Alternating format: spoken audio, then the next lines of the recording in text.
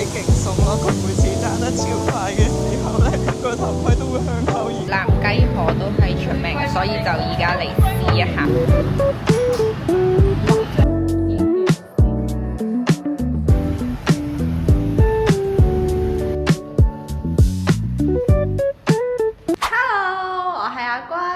嚟咗越南啦，我哋入到嚟呢一間房呢，你會見到好大個空間啦。呢度有一張飯台，咁其實我哋可以叫外賣，又或者自己買嘢食翻嚟嘅時候，我都可以喺呢一張台度食啦。呢個位置非常之好，可以有個 sofa。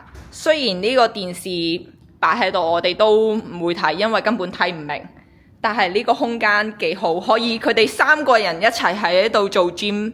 都 OK， 非常之大呢個空間。個露台行出去呢，你會見到樓下有勁多嘅燈啦。原來嗰度係街市嚟嘅。我哋頭先以為啲燈係夜市嗰啲鋪頭，原來係街市啦。咁坐喺呢一度係依家12月聖誕節嘅河內呢，坐喺呢一度係非常之舒服咯。廚房位置都相當大啦，有雪櫃啦，其實都仲有冰櫃㗎，你買咗雪糕都可以擺喺度食啦。廚房有嘅洗手台，有微波爐，下面仲有一個焗爐啊，好高級啊！呢度啲設備呢，超齊全咯。呢個係洗碗機，唔通呢個係咪啊？呢個係咪洗碗機啊？定係啲烘乾碗嗰啲機啊？好高級啊！如果呢個變成我個屋企就好啦。有洗衣機，我哋可以洗泳衣都 OK 喎。一張單人床，我諗同大學宿舍啲床差唔多。0.9或者1米左右咯，我覺得唔係平時啲1.2米床，佢係比較窄身嘅咯。同埋呢間房係冇廁所，就係得咁多啦。間房呢，有一張大嘅雙人床，會有電視、主人房嘅廁所。咁你會見到呢個廁所咧比較大嘅，因為佢呢度有一個浴缸啦，化妝台都幾大下噶喎。訂咗先揀床位啊！包剪，唔係我哋兩個揀先。訪問下你哋依家係咩感受啊？贏得呢個2張單人床。係可以瞓個安心覺嘅。4晚你同我瞓，你開唔開心啊？開心！我哋呢個酒店嘅 room tour 就到呢度結束啦。咁我哋聽日呢係會去下龍灣嘅。咁下龍灣就會另外出一條片啦。咁之後就會去下越南河內嘅有啲咩 cafe 啊，有啲咩食啊，或者嗰條火車街度有啲咩行。之後再錄俾大家啦。我哋今日就完結啦，下日見！我哋依家嚟到呢個火車街，呢條街呢喺河內度都算係一個非常之出名嘅一個景點嚟嘅。咁我哋依家就行入去睇下有啲咩鋪頭先。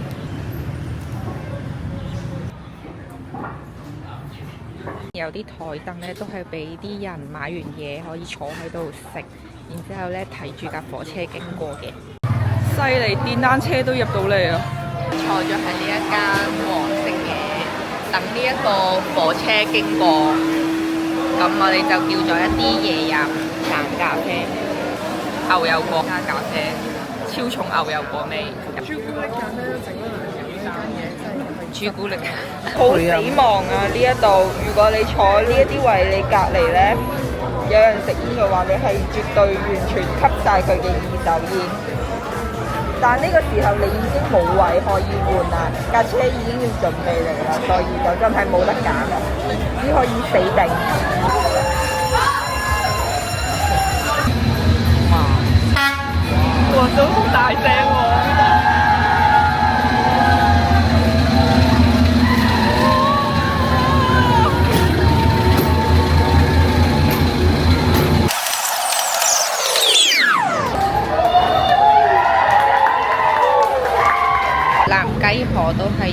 所以就而家嚟試一下。咁佢呢度呢都會有一啲檸檬俾你準備，你就可以擠落去啦。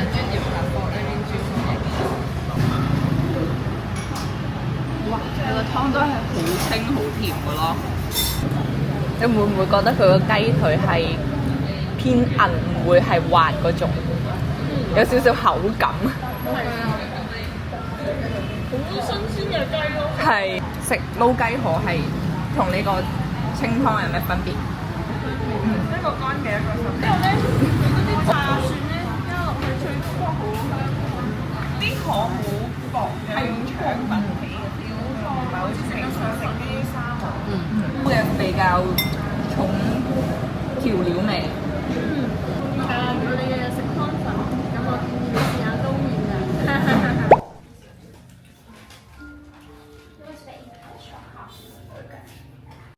佢有歡迎茶，有4種味俾你揀嘅，我就揀咗呢一個。呢一個有少少似平時泰國按摩都會聞到嘅味，有少少似熱草包嗰個味咯，我覺得。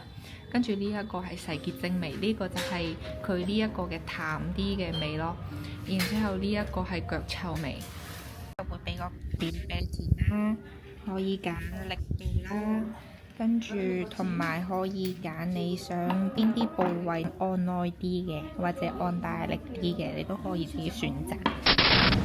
Hello， 我哋依家咧要準備去食呢一個嘅布丁啦。咁咧我哋2個就叫咗電單車，睇翻3.55 km 啦，就2萬1嘅越南盾，即係圍翻大概7蚊雞咁樣。我體驗一下喺越南坐電雞嘅感覺。終於體驗到呢個東南亞電單車啦！佢速度都幾快下㗎，好正！只係夠膽捉住後面，唔敢鬆手。我想講個頭盔勁鬆咯，佢每次揸得超快嘅時候咧，個頭盔都會向後移。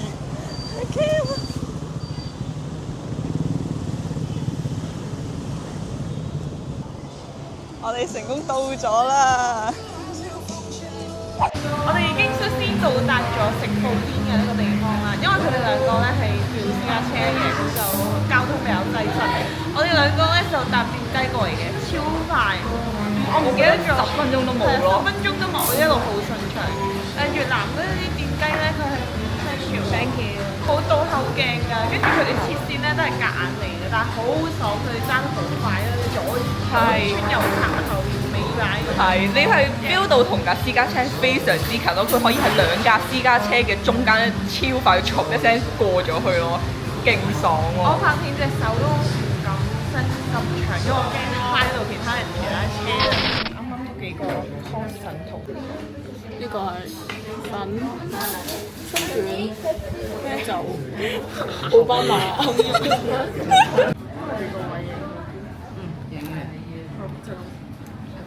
用菜包住啲粉同埋一嚿肉塞落個口度。呢間係奧巴馬嚟過食嘅餐廳，佢上面咧佢係坐喺2樓嘅，佢嗰張台咧係已經俾嗰啲亞克力板咧包圍住，係唔俾其他人去坐。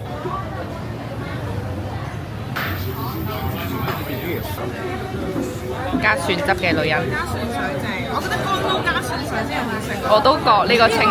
知道啦，試下先。佢加咗嗰個金桔定係青檸啊，提味咧，好好味啊！跟住同埋佢辣椒超辣咯，啱啱隔離嗰個食咗啖之後辣親。雞河啊，雞河個湯都好味，但係呢個我覺得仲正。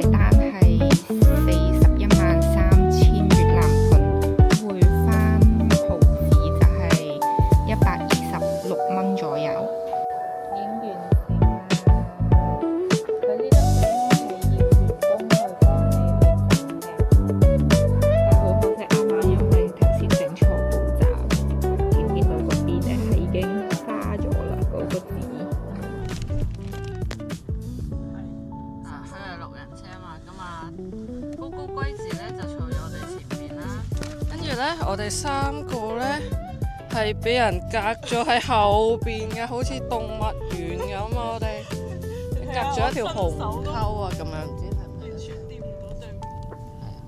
跟住勁逼咯。我哋諗住佢唔使反嗰張凳啦，咁就可以直接我哋坐晒喺後面咁樣，落車就唔使坐一張凳。點知坐完咧後面佢就開咗張凳，跟住我哋而家3個坐得勁逼咯。推翻佢得唔得啊？佢要喺前面個人教先得㗎，咁佢個掣喺前面，即係我哋俾人困喺度真係。不過佢揸緊車，我哋都費事用。係啊，好，完，拜拜。拜拜。咁我哋今次嘅越南之旅呢，正式完結啦，我哋下個旅行再見，拜拜。